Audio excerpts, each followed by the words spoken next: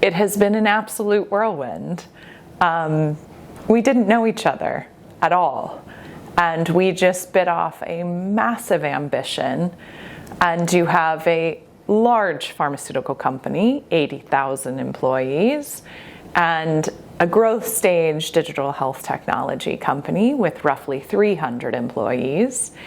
And how do we learn to speak the same language? How do we learn each other's processes, build trust because we're doing something incredibly innovative, and then also work with our healthcare partners in the ecosystem to establish a go-to-market and deployment strategy. I think what makes me most proud is from the very beginning, we aligned on what we wanted to do, which was improve the care of the patients we serve.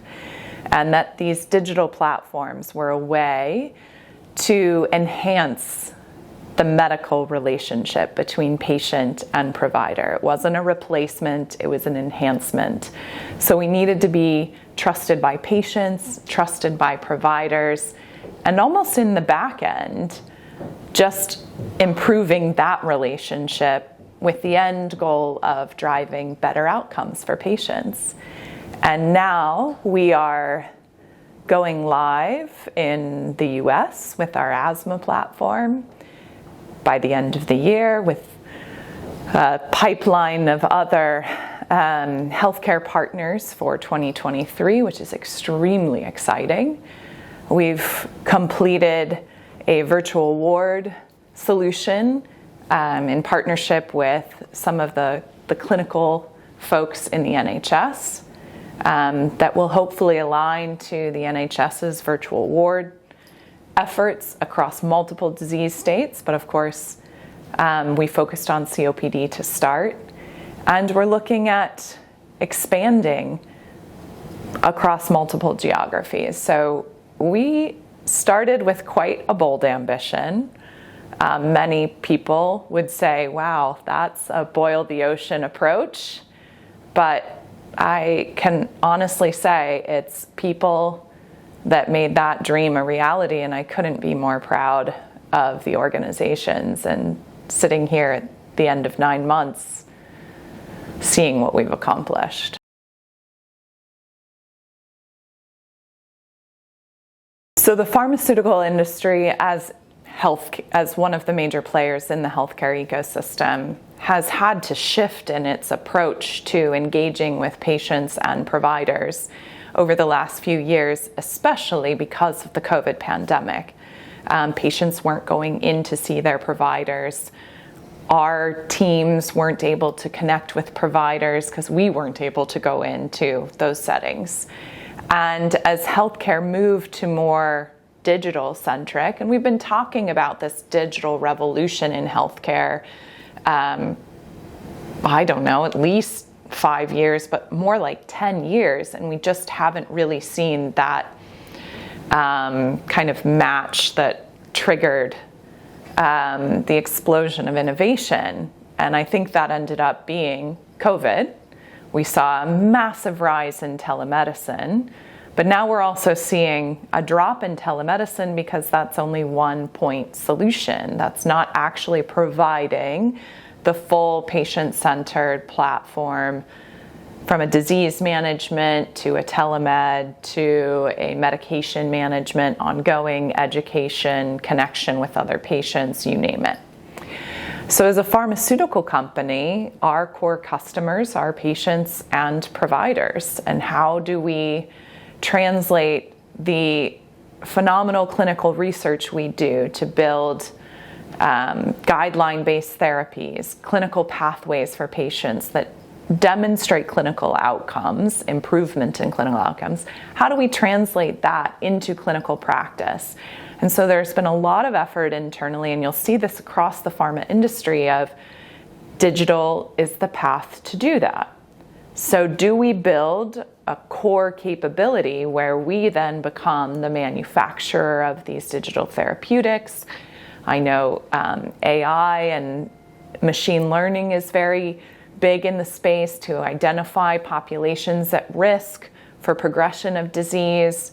and then building companion apps. And these are all regulated because you're dealing with clinical settings and patients' well-being. That's a big resource. That's a massive resource and a level of expertise from technology, clinical insight, change management that doesn't typically sit inside of a pharma company. So there's varying approaches to this model, and this partnership with Huma has been an amazing learning experience of how does a large pharmaceutical company continue to lead in this space by delivering digital tools at the point of care to patients and providers to do all the things I said before, but not distract us from our core business, which is building the best-in-class clinical evidence to support the molecules that we're bringing to market and improving the pathway of bringing those molecules to the bedside at the point of care. And so this has been an exercise in trust, letting go of control, checking the ego at the door, which is hard for a large company filled with phenomenal scientific and clinical expertise like AstraZeneca, because we are not a technology company. Agile ways of working, not typical for a large corporate, multi-geography. We're traditionally not risk takers because we're a highly regulated company. So we have to follow regulatory and compliance ways of working. So Huma gives us a lot of freedom in that sense to operate in an agile fashion. Huma brings the technology expertise. Huma's been in this space for 10 years. They know how hard it is. It is not a problem that will be solved by technology alone. It's technology plus change management to truly transform healthcare delivery, leveraging tools like this. So it has absolutely been a trust exercise, but I think what we've seen is that AstraZeneca makes Huma better by bringing our strengths to the table, and Huma makes AstraZeneca better by bringing their strengths to the table, and that has required really understanding who we are, what we bring to the table, what our roles and responsibilities are together, but a true alignment on what mission we're trying to serve. Healthcare technology had seen a massive rise in external investment in the marketplace over the last couple of years, and then 2022 hit, and we've seen a significant drop in that external investment. So there's a lot of fear and question as to the viability of all of this noise that has existed with healthcare technology. And I think this presents a phenomenal opportunity as we look to 2023 and beyond. So much of that noise has been created because there was a lot of point of care solutions. You have heart failure, we're going to create a heart failure app. You have, you need a connected device for your heart failure. We're going to create that connected device, but we're going to require you to use our app. And as we know, patients with heart failure don't just have heart failure, they're comorbid. They have heart failure plus diabetes, and they're on their way to progressing to renal disease. So if you really build digital tools with the patient in mind, it needs to be a platform approach. And this has become the buzzword. We've heard it at all the healthcare technology conferences this year, and it will continue to be the buzzword. Because not only have we created noise for patients, we've created so much noise for our healthcare providers. They work in the electronic health record. They do not work in 20 different dashboards that they have to do web logins because their patients also are comorbid, and these point of care solutions have their own dashboards that don't integrate into their workflow. So with Huma and the strategy from AstraZeneca, which was why we built Amaze, which then turned into Huma, was one experience from patient, one experience from provider across multiple diseases, built in this modular fashion, so you weren't going through lengthy development cycles if you needed to customize it for a specific clinical pathway. And you could integrate devices across numerous use cases, and all that data would flow to the provider at the point of care, not requiring 20 extra clicks. And Huma really accelerated that vision because Huma built that exact platform, iterated on it, tore it down, rebuilt it, tore it down, rebuilt it in the real world setting over the last 10 years. Hopefully with the partnership with AstraZeneca, we can continue to open doors to drive a large volume of patients on these types of tools, because I do believe this will provide significant clinical impact. And those are the companies, those are the tools that are going to stand out. The ones that have ongoing use, are truly patient and clinician centered in their design and functionality, and have scientific evidence that it does actually drive improved clinical outcomes, reduced cost, and at the end of the day, delight the users. Generations are changing, so you're seeing much more of a technology savvy, consumer-centric, experience-driven, very self-motivated to understand more about their disease, be an engaged participant in the path. I think patients are going to start demanding tools like this. And that's also going to put a strain on health systems, because they're going to start demanding better access to their providers, better access to in-person visits, and better access to just virtual, just a more consumer-centric approach to healthcare. And I think that's where platforms such as Huma really can shine. I also think, though, that the health systems will never fully, I hope they never fully go away, because there's something truly human about the interaction when it comes to your personal health journey. And so I really hope, and I see a vision, that these tools then allow for health systems to become more efficient. So they're seeing the right patient at the right time. So their clinics are full of patients that need that in-person interaction, but there's several patients that could handle a virtual offering or a messaging. That kind of proactive versus reactive way of care, technology can really enhance that. Identifying the patients at risk in a patient population in a health system, a heart failure patient that has just been slipping through the cracks and hasn't been on guideline-based medical therapy for 3 years because of COVID, they've been locked in their homes.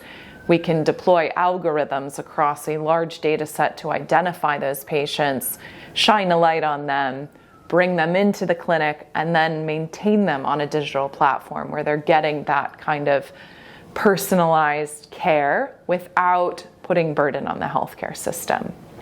So I see that as the way of the future. In 2023, with our partnership specifically with Huma, we're very much focused on respiratory. We see a lot of opportunity to improve the care of patients in both asthma and COPD. We're excited about the offering going live in the US the end of this year and expanding that offering across the US and entering into some new markets for both Huma and AZ, because I think that shows the ability of this platform approach and the partnership approach. It needs to show scalability. So are we seeing efficiencies in cost and impact because we've put this true embed model from people to process, and we can leverage the footprint of AstraZeneca as a global company to also expand the offering and the global footprint of Huma. So respiratory is a big focus, and then we need to show the modularity of the platform. And so oncology is starting to become an area where we're exploring. And much to my previous point, an oncology patient, a lung cancer patient, isn't just a lung cancer patient.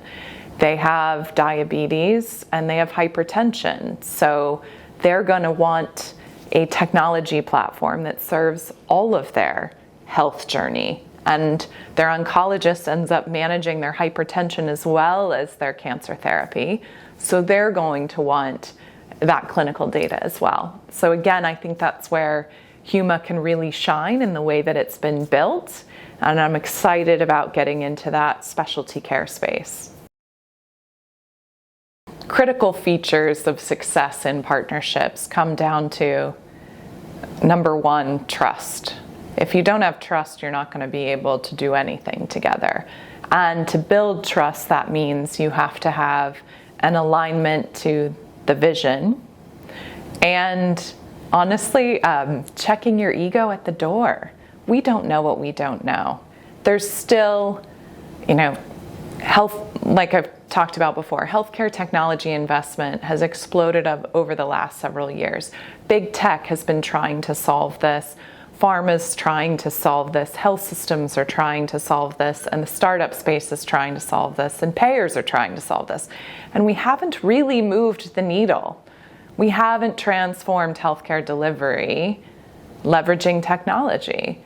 So we still don't know what we don't know. This is very much the tip of the spear, innovation, agile learning as you go. So there has to be that culture of no ego, we're learning this together, we are aligned to a single vision, and no one of us can do this alone.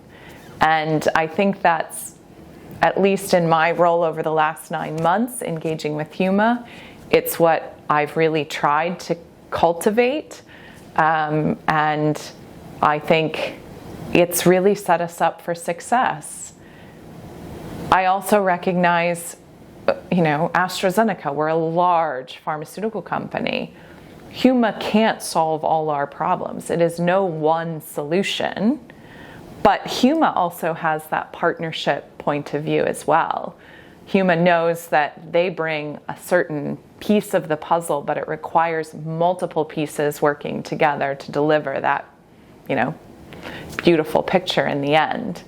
And so I think from a culture perspective, that's what set us up for success, because there is a true sense of humility. There is a mission that we're driving improved care for patients, and there's a hunger to collaborate and learn together.